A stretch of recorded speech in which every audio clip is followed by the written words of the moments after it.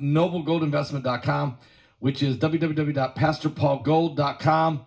That's www.pastorpaulgold.com. Chances are you've been here before. The chaos in the markets, the oil prices, the stocks, just when you thought it was safe and interest rates started rising. Then new threats came out of nowhere. Tensions are boiling from Asia to Europe and the Middle East. And adaptation is the key here to safeguarding your wealth. You may not have considered gold before. It is a biblical currency. It's not speculation, but insurance. Noble Gold Investment at www.pastorpaulgold.com have been protecting investors from disasters for years with precious metals.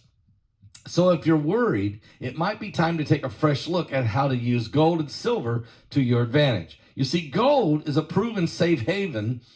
It's a shield to help you with your retirement funds, your portfolio, your 401k, and to help you in this insane world we're in, and to help balance against the uncertainties. If it helps, go to www.pastorpaulgold.com and know that they're going to give away this beautiful 3 ounces of pure silver, this coin right here, called the Silver American Virtue Coin, for every person that sets up a new IRA this month.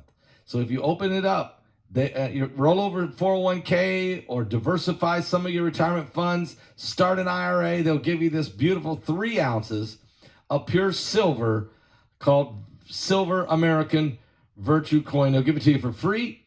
Just pick up the phone and call them tomorrow morning at 877-646-5347. That's 877-646-5347.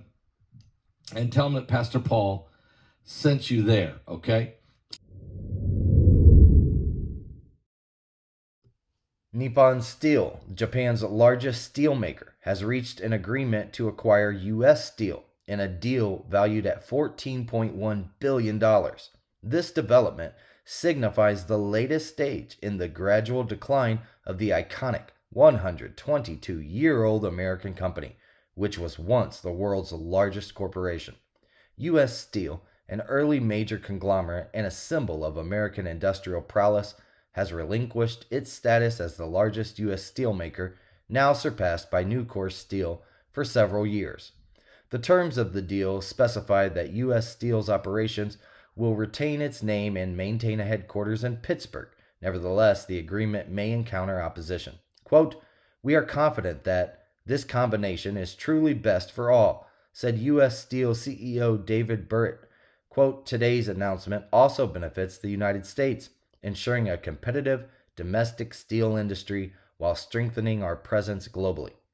During the preceding summer, the United Steelworkers Union declared its commitment to exclusively endorse a potential bid from Cleveland-Cliffs, another unionized American steel company, for the acquisition of U.S. Steel, 6 ABC News reported. However, the U.S. Steel Board rejected this proposal and commenced the evaluation of alternative bids. As of early Monday, there has been no immediate response from the union to request for comment.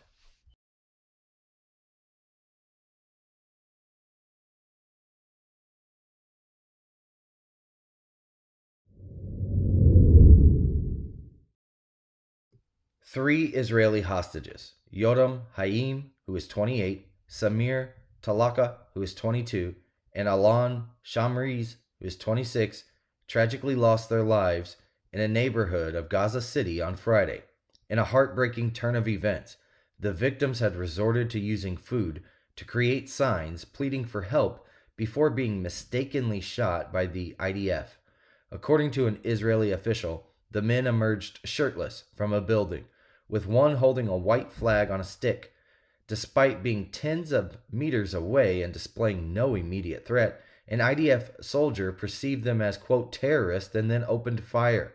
2 of the hostages were then fatally shot, while the third, who was wounded, returned to the building, the U.S. Sun reported.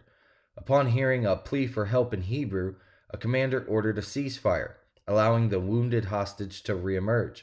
Tragically, he was then shot and killed. Israeli authorities acknowledged that the killing of the trio, who were holding a white flag, was a violation of the rules of engagement, and during a subsequent search of the building on Sunday, Israeli forces discovered fabric with SOS and help 3 hostages written in food. The circumstances surrounding whether the men who had endured 70 days in Gaza were abandoned by their captors or managed to escape still remains unclear.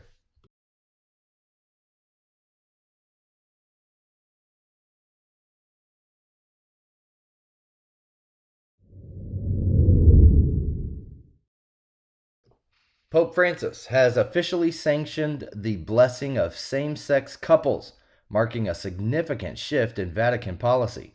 A newly released document from the Vatican's Doctrine Office, disclosed on Monday, provides further details on this departure from tradition. It emphasizes that individuals seeking God's love and mercy should not be subjected to, quote, an exhaustive moral analysis to receive these blessings. This document builds upon a letter sent by Pope Francis to 2 conservative cardinals in October, where he initially suggested that such blessings could be considered under certain conditions, as long as they didn't conflate with the sacrament of marriage. The latest document reiterates this condition and provides additional clarification. It underscores that marriage remains a lifelong sacrament between a man and a woman, the Associated Press is reporting. Furthermore, it emphasizes that the blessings in question must be non-liturgical in nature and should not coincide with a civil union. These blessings should avoid using established rituals or incorporating attire and gestures associated with weddings.